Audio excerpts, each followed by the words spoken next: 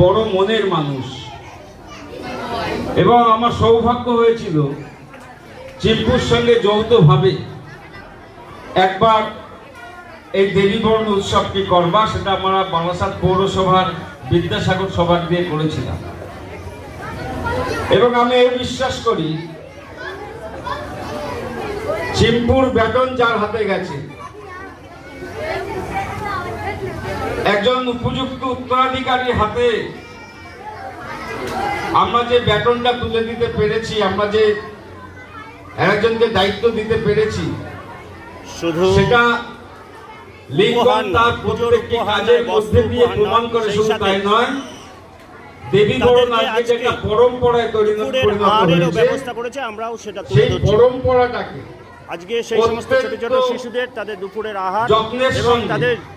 একাগ্রতার সঙ্গে তুলে দেওয়া সেটা সে